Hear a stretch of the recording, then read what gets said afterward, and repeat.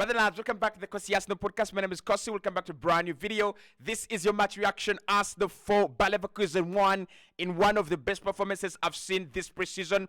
In the best performance, actually, I've seen this preseason. I've watched a couple of games: Manchester City, Chelsea, Real Madrid, Barcelona, Arsenal. That is the best performance I have seen from any team in the Premier League. A couple of talking points, especially with Mikel Arteta, getting a couple of his players back. Saka is back, Rice is back. Alexander Zinchenko looked good in that game. Obviously, with Ricardo Calafiori being tired and Julian Timber having a foot injury, we're going to have, maybe Zinchenko starting the season. You never know, but at least at the moment, we can enjoy a victory. And it's a game that Arsenal didn't actually dominate, 100%, because Leverkusen, in that game, they had more possession than us. They had more touches than us as well. But in the end, we were very, very effective, and we were very, very, silky in the way we executed the goals. I love the goals. The Leandro Trossard goal, guys, that goal is not a preseason goal. That goal should be, a Premier League goal, a Champions League goal, and it should be winning goal of the tournament. That composure, right there, it's like 3 yards out of goal. That was a good goal. That was a very, very good goal. But I also thought that we saw some good performances from Gabriel Jesus, from Kai Havertz. We saw the likes of, Jorginho giving us a good game. It was a very different experience from what we saw against Liverpool. Because Liverpool, they really suffocated us. They really played in a way that Arsenal didn't expect. And we had to cope up. And I think Leverkusen, again, played in a way that Arsenal want their opponents to play. They didn't press too aggressively. They didn't too press high up the pitch. They brought a simple game, an easy game, and an enjoyable game. And I remember saying that I think we'll see both teams to score. I think we'll see a couple of goals in this one. And my prediction was 3 Arsenal, 2 Leverkusen. It ended up 4-1. So I thought it would be an open game. It was an open game. I thought that we would see a couple of first-team players come in, the likes of David Raya. We did see David Raya in goal, and that tells us that Mikel Arteta is already preparing for the new season. Now, we've got one more game to go, and that is Lyon on Sunday. And after that, we will be watching the Premier League. I can confirm that. Hit the like button, subscribe to the channel. If you did watch the game, let me know who was your man of the match. If you didn't watch it, I'm going to tell you this. Man of the match in that game, I think we go with Leandro Trossard. I think Trossard had a good game, but the goal, he deserves a big mention. He deserves, a huge mention. So, in terms of the goals, Alexander Zinchenko scored first in the 8th minute. Leandro Trossard scored second in the 9th minute. Gabriel Jesus scored the 3rd goal in the 38th minute. And then Kai Havertz finished it off in the 65th minute, right? But what we saw in this game is the Arsenal that we know. Arsenal pressing high. The second goal, that comes from our high press. But Leverkusen are a team that love to play out from the back. And again, if you're playing a team like Arsenal, you've got to be very careful while you play out from the back. I'm not saying that teams don't beat us while they play out from the back, but it's very, very difficult. Our press is very, very aggressive. So Leandro Trossard, Havertz, Jesus, and Trossard, and Odegaard, that press is very dangerous. And so we saw it in that game, time in, time out. Leverkusen trying to play out from the back, and Arsenal just making it too difficult for them. And that's where the second goal comes from. The first goal is a brilliant goal, a very, very, very good goal, because the ball is played into the left wing, and then it is cut back, and Alexander Zinchenko is just arriving at the edge of the penalty area. He hits it first time, and boom, it's in the back of the net. So what you have there, and what those 2 goals actually show you, is one, Arsenal's left-hand side is getting better.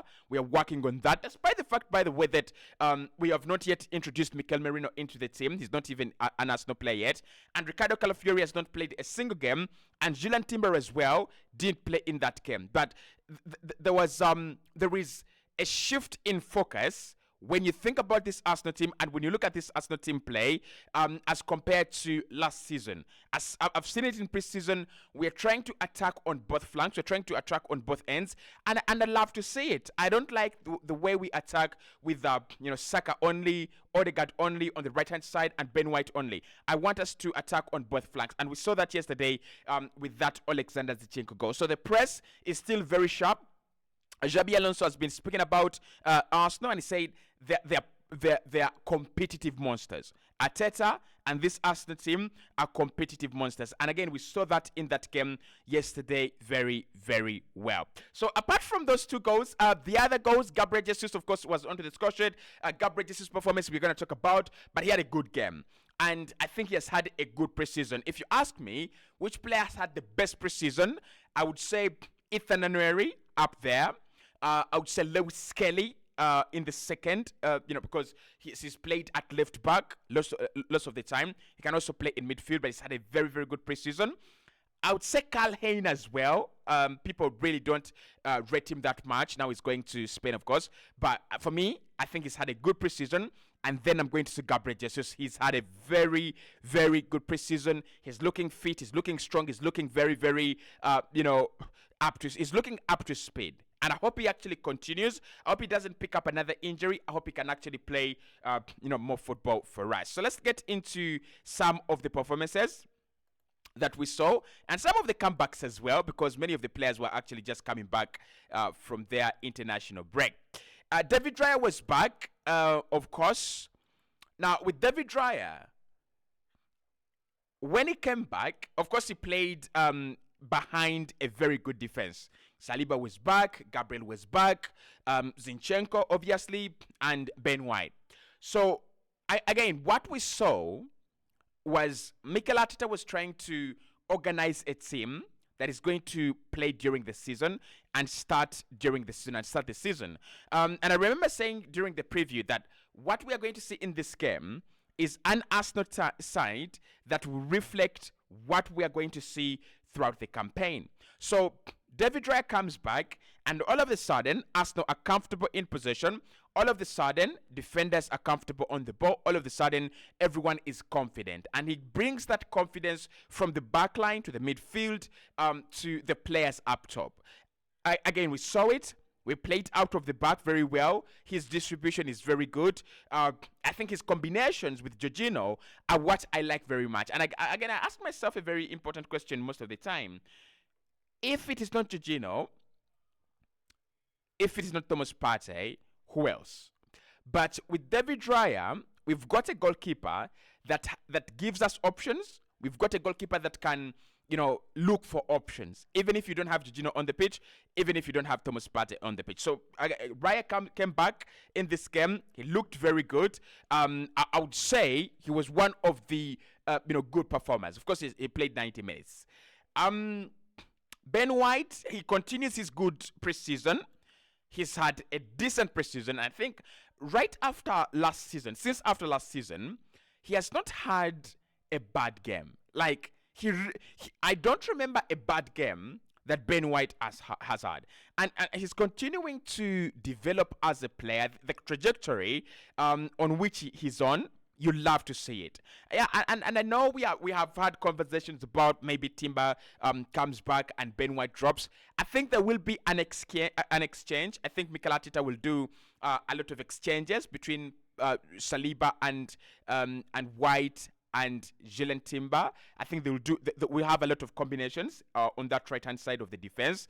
But White is going to be a no-brainer among starters. Had a very, very good game, Ben White. Very, very good game. Saliba and Gabriel, we know what to expect of them when they are playing together. Even if they're not playing together, Gabriel came back a little bit earlier. But, Saliba came back and everything seems so calm. Everything seems so good when he's in defense. Obviously, I don't think Leverkusen gave us the game that we would have got if we had played them during that run last season. They're still a good side, don't get me wrong. They have not lost a lot of players. They have lost Jonathan Tah played, Andrich played, a couple of their important players were actually part of this game. Xhaka was part of the game as well. Tapsoba. So listen, they've not lost a lot of their players. You know, the likes of Florian Wirtz and the likes of Adi. They all played in this game. They've not lost so many players at the moment. But I kind of feel like last season drained them, and they're not the team that they were last season. I hope I'm making sense. The game was good. They dominated. They had many touches. But I think Leverkusen last season was far more effective on the ball and far more, I would say, threatening, in my opinion, in front of goal than the Leverkusen we saw last night. Alexander Zinchenko, obviously, onto the score sheet. His problem is defending. Attacking, game control, midfield control, that has never been Alexander Zinchenko's problems. Never. Like, taking care of the ball, taking care of possession, that has never been his problem. So his problem has always been defending. Again, if he can work on that, if we could find a way of working on that, if we could find a way of playing good defenders behind him and allowing him to play in midfield, to further forward, we have a very, very good, versatile player there. So Zinchenko, for me, in that game was fantastic. Very, very good. The goal is absolutely fantastic. Like, what I liked about it is the awareness for me, right? It's the awareness when the ball is played onto. I think he plays that ball. No, he doesn't play the ball actually. The ball is played onto the left-hand side, and he's got the awareness that ball is going to be crossed back to the penalty area. Remember, that zone is a Martin Odegaard zone. So most of the players will actually leave that ball, but he's so aware. And it's one of the things I like about him. When we are going forward, he's so aware. He's aware of spaces. He's aware of runners. He's aware of, player positions. He's aware of the change of dynamics and change of positions. He's so aware.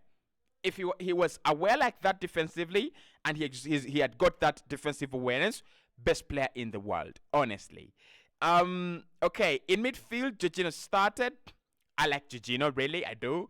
And I think what he gives us as Arsenal is very different from what other players give us. Now, a few people will tell you that Jorginho is not Partey, and they'll prefer to see Rice, Partey, and Odegaard.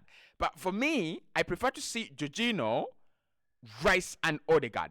And the reason for that is, defensively, Declan Rice is up to the task. Like, there's no question about that. He's up there. He's up there with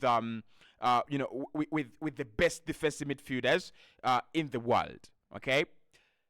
In terms of ball progression, Jorginho is up there with the best in the world, and that's why I like Jorginho, Rice, and Odegaard. It makes a lot of sense. But of course, I think we'll see a lot of Partey, Rice, and Odegaard, this coming season. But Jorginho had a good game. Odegaard had a good game, should we say? I would say, yeah, he had a good game. He had a good game. Not the usual Odegaard, but at least the levels are coming back.